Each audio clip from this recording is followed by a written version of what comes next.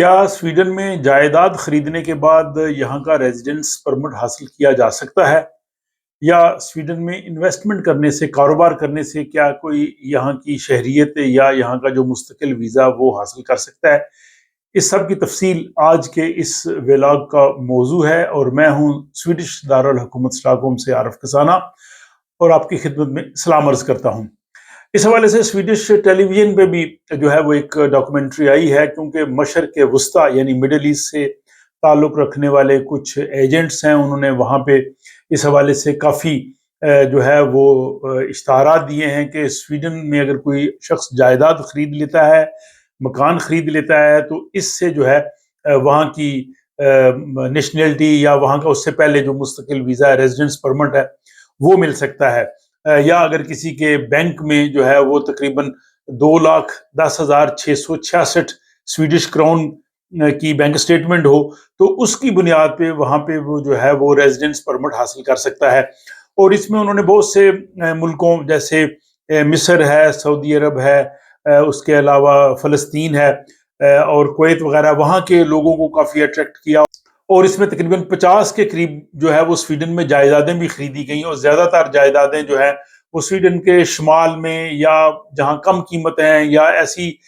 جائیدادیں کہ جو بالکل اتنی زیادہ ان کی ویلیو نہیں تھی، وہ اس حوالے سے خریدی گئیں کہ کم انویسٹمنٹ سے وہ جب خرید لی جائیں گی، اور اگر جب کوئی سویڈن میں جائیداد خرید لے گا تو پھر اس کو جو ہے وہ ریزیڈنس پرمٹ جو ہے وہ حاصل ہو جائے گا۔ اس میں تقریباً 37 مختلف قسم کی کمپنیز جو تھی وہ اس طرح کی جو ہے وہ اشتہار بازی کر رہی تھی،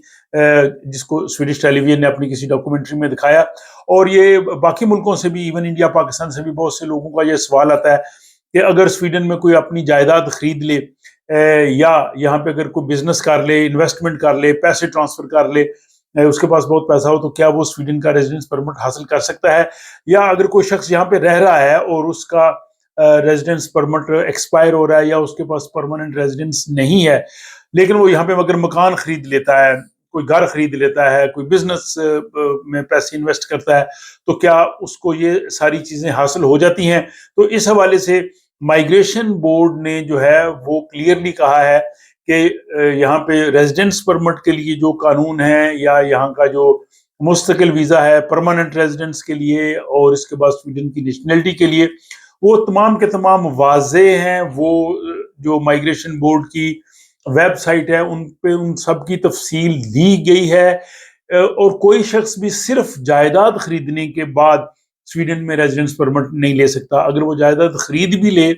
تو اس کی بنیاد پر یہ نہیں ہے کہ اس کو یہاں پہ رہنے کے حقوق مل جائیں گے، یا اس کے بعد پھر وہ پرماننٹ ریزیڈنس اور نیشنلٹی کی طرف جائے گا۔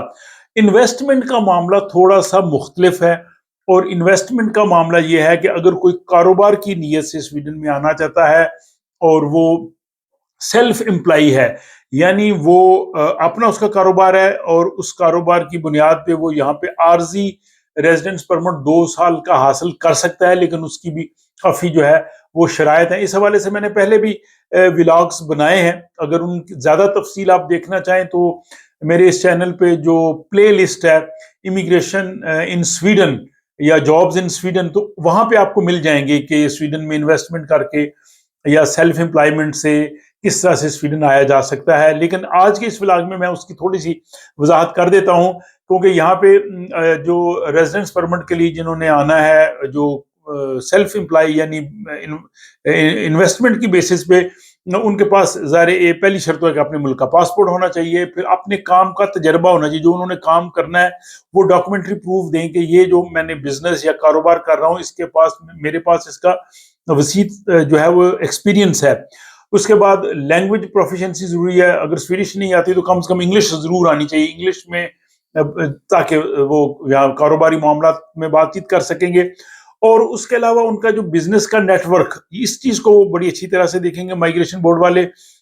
کہ ان کا بزنس واقعی جہاں وہ کرتے تھے، کیا ان کا بزنس واقعی اتنا پھیلا تھا،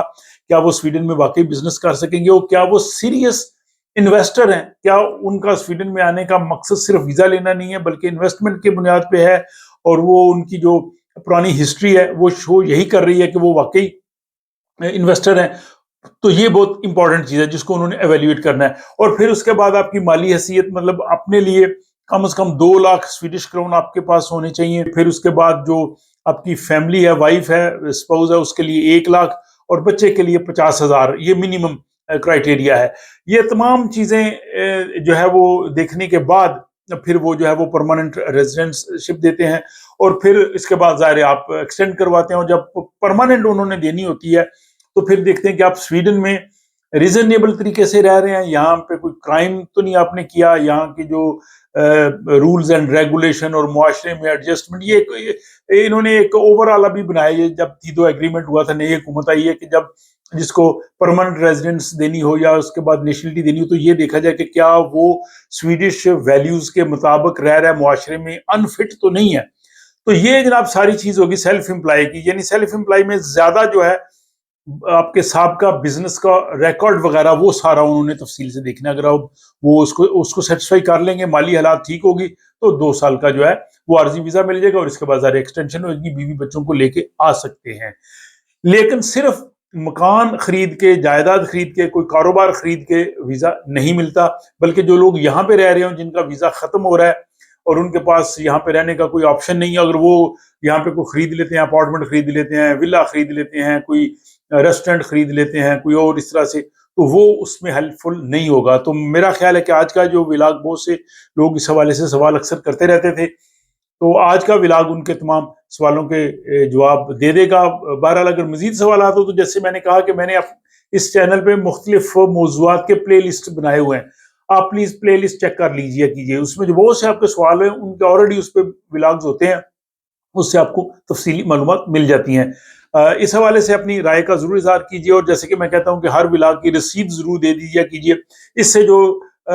मेरी एक तरह से हौसला अफजाई होती है, जो बंदा मेहनत कर रहा है तो उसको होता है कि ये काम कहीं पे रिकग्नाइज हो रहा है। आप इसको लाइक कर सकते हैं, शॉर्ट कमेंट्स दे सकते हैं, और इसके हवाले से अपने दोस्त सब आपके साथ शेयर कर सकते हैं। तो अपना ख्याल रखिएगा और मुझे दीजिए इजाजत।